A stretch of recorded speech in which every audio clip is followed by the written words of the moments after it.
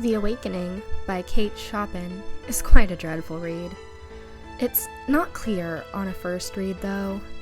The main character, Edna Pontellier, goes through a journey of self-discovery. Dissatisfied with marriage and motherhood, she begins to live for herself, in pursuit of her own interests. Unfortunately, her fate is already sealed by the beginning of the book. As a married woman in the late 19th century, there are no options for her in how to live her life. Thus, her pursuit of self-actualization is pointless in the sense that no matter what steps she takes, she will always end up pulled back into her rightful place as deemed by the strict Southern class-based society. This is where the dread comes in. Even though Edna finds hope through artistic pursuits, living alone, and even indulging in affairs, this is not a story of a woman triumphing over the system. It's a tragedy. The only ending there is for Edna is death, which is where the story Chopin writes slowly leads us to. The Awakening is quite a well-written book. Edna may not always be a traditionally likable character, but the events she goes through are relatable, even today. The issue is there is only one choice in her life, and this leads her to her death, the only choice she has to be free. It's an inevitable fate that only a dark Southern novel at the end of the 19th century could produce. The book was published in 1899, and even though it's not stated in the story, it's also set in the late 19th century. The plot centers around Edna, the main character, as stated. She is vacationing with her husband and 2 children at a resort on Grand Isle. Instead of spending time with her family, she opts to hang out with her more traditional conformist friend Adele Ratignolle and the charming Robert Lebrun, with whom Edna forms a genuine emotional connection, one she doesn't have with her husband. Her and Robert fall in love, but she's already married to a man named Leonce. So Robert, he leaves, and she has to return home. Now that she's experienced true happiness, she begins to actively seek it in her own life. By pursuing her own happiness, it leads her to ignoring her societal duties like receiving guests and taking a much, much less active role in motherhood, and she already had a pretty not active role. When her husband leaves and they decide to send the children away, Edna takes this chance to live like her friend, the reclusive pianist Mademoiselle Reyes. She moves out of her home and pursues an art career. Robert even does return to her, and the two have, for the time, a scandalous, but in our modern society very mild, because they only really just kiss, affair. Edna's newfound freedoms and beliefs are tested when she assists her friend Adele in childbirth, and Adele begs Edna to think of the children, trying to convince her friend to go back to the traditional life. Edna's further tested when Robert once again leaves because he couldn't shame her by exposing their relationship. He loves her too much to put her through that. Edna's devastated, realizing her place in society is forever tied to her husband and children, so she commits suicide to escape this fate by swimming into the ocean. At first, Edna Pontellier seems pretty unlikable. She is dismissive to her husband, children, and really most of her friends, with her thoughts being centered solely around herself. She seems to intentionally separate herself from people who care about her in this half-baked pursuit of an art career. This leads her to surrounding herself with bitter misfits like the hermit Mademoiselle Reyes or the womanizing Alcée Arobin, who she also kind of has a shallow affair with.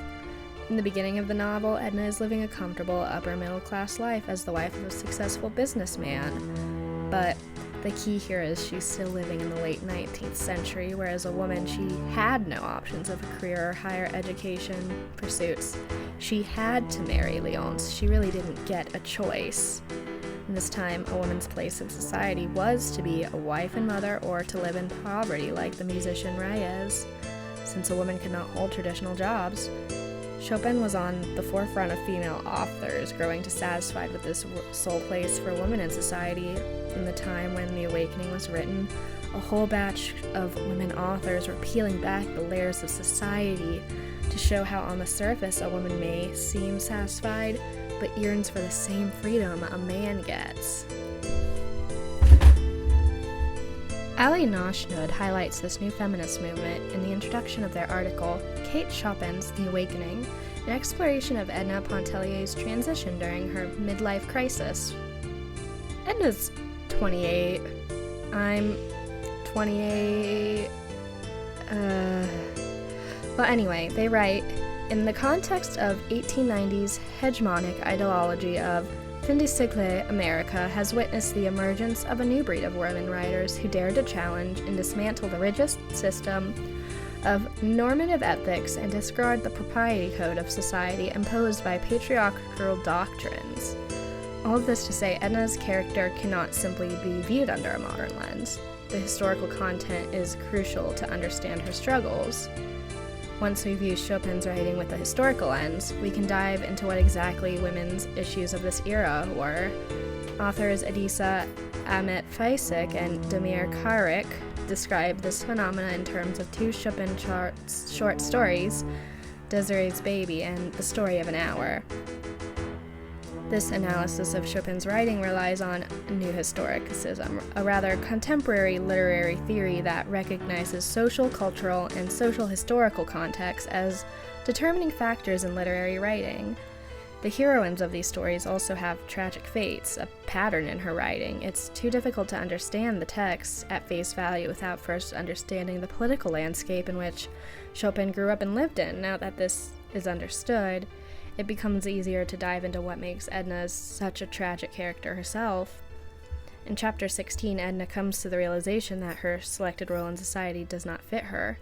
She loves her children enough, but cannot see herself as devoting her entire being to her two sons.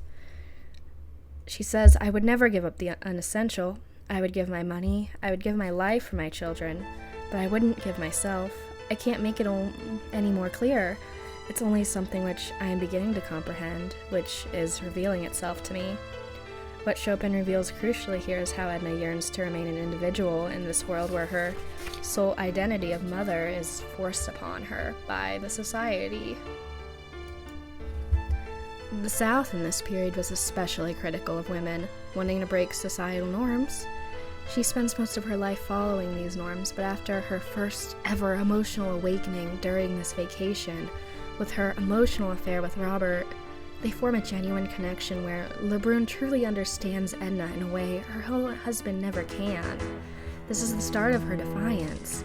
She stops listening to her husband, then once she returns home, instead of partaking in her wifely duties, she opts to spend her days doing what she desires, visiting who she wants to visit, doing what she wants to do.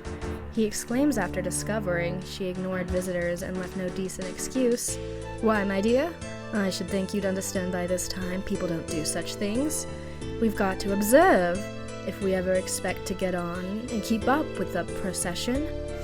If you felt that you had to leave home this afternoon, you should have left some suitable excuse." This shows Leonce cares about how society views Edna as an extension of himself. Edna, in this pursuit of happiness, stops caring about what society thinks. Once she forms her own plan to live in a small apartment bought with her own money, the money she was left as an inheritance, she contemplates to herself. The narrator gives us insight on this decision. Neither was it quite clear to Edna herself, but it unfolded itself as she sat for a while in silence. Instinct had prompted her to put away her husband's bounty and casting off her allegiance. She did not know how it would be when he returned. There would have to be an understanding, an explanation. Conditions would some way adjust themselves, she felt. But whatever came, she had resolved never again to belong to another other than herself. Once she gets her own apartment, hosts her own guests, and pursues painting, it seems like it's enough, but it's not enough. She begins having affairs with her friend Robin, and later, once she reunites with Lebrun, him too.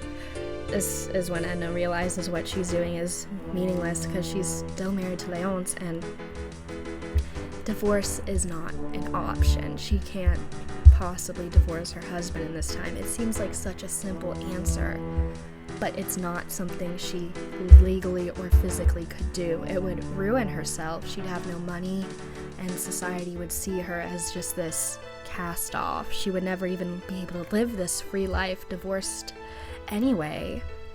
Once he and the children return, which is something she starts thinking about, this new life will have to end, and she'll have to return to this familial role.